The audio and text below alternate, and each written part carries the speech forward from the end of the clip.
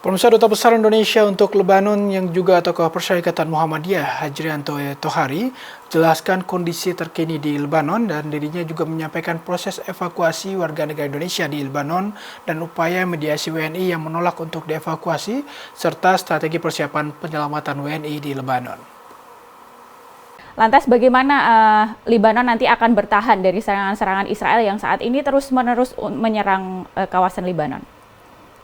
Ya, tentu saja meskipun sasaran utama serangan Israel itu Hizbullah yang sekarang itu meluas, tetapi dari pihak pemerintah Lebanon sendiri kan mengatakan dan menyatakan tidak ikut terlibat dalam perang. Bahkan mereka menyatakan Perdana Menteri, Menteri Luar Negeri, Menteri Pertahanan Lebanon sejak awal menyatakan kami tidak ingin perang.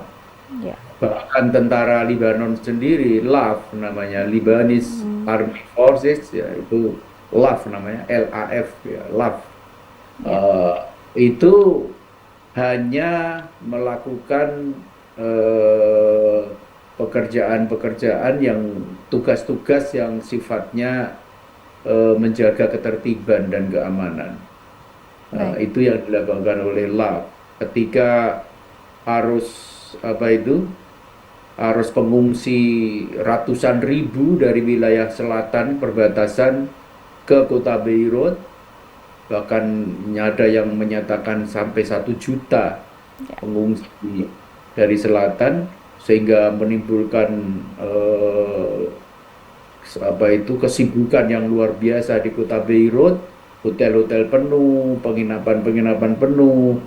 Akhirnya LAF, Lebanese Army Force, tentara Lebanon dan polisi Lebanon yang tidak ikut berperang tersebut menertibkan dan mengamankan para pengungsi tersebut.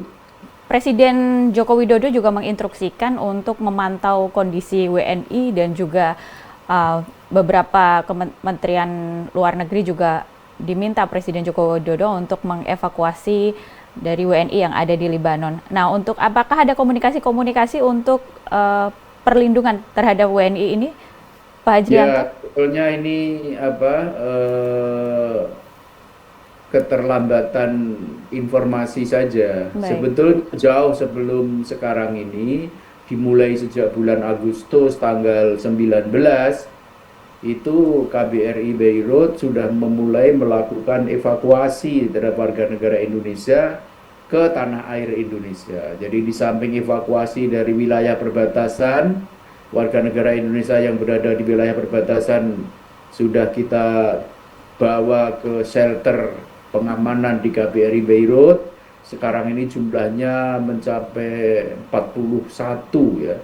Terakhir nih, sebelum itu ada secara sporadis itu beberapa warga negara Indonesia ditampung di shelter.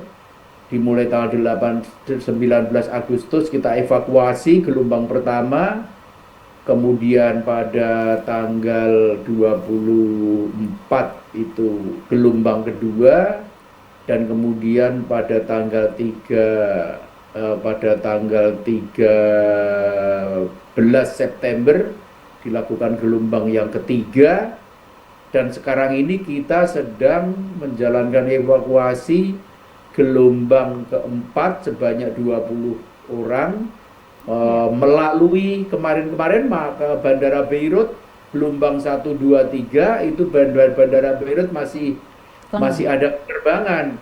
Maka kita terbangkan dengan penerbangan komersial dari Beirut menuju Jakarta.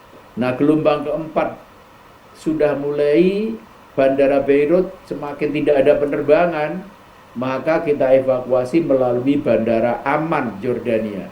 Dan yang tetap tidak bersedia juga ada, misalnya warga negara Indonesia perempuan yang menikah dengan laki-laki Lebanon, dengan pria Lebanon.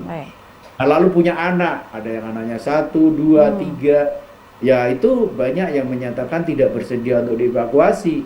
Mungkin suaminya melarang, tapi kami tetap terus menganjurkan untuk evakuasi. Dan jika tetap juga tidak mau, mereka harus menandatangani surat pernyataan pertanggungjawaban mutlak pribadi.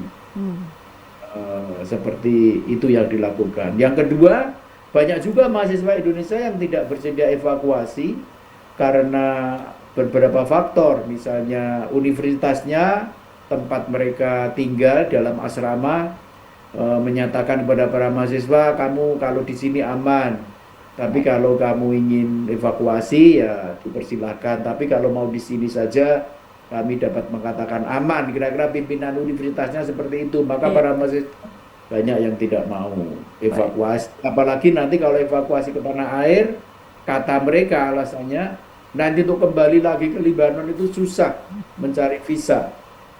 Dan juga nanti kalau kembali lagi ke Libanon itu dengan biaya sendiri. Nah, lalu karena itu mereka bertahan di Libanon. Baik. Kira-kira yang terjadi pada warga negara Indonesia yang tidak bersedia evakuasi, tetapi KBRI, saya terus mengirim staf-staf untuk meyakinkan mereka untuk melakukan evakuasi. Tetapi kalau toh tidak mau juga, mereka kita tampung di shelter KBRI Beirut. Shelter KBRI Beirut itu kita menampung warga negara Indonesia, bahkan juga dalam rangka perlindungan warga negara Indonesia yang berada di Lebanon, di luar negeri, jauh dari kampung halamannya.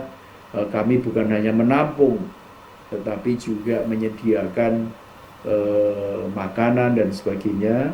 Bisa dibayangkan sekarang ada 41 warga negara Indonesia, termasuk ibu-ibu dan anak-anak itu di KBRI Beirut.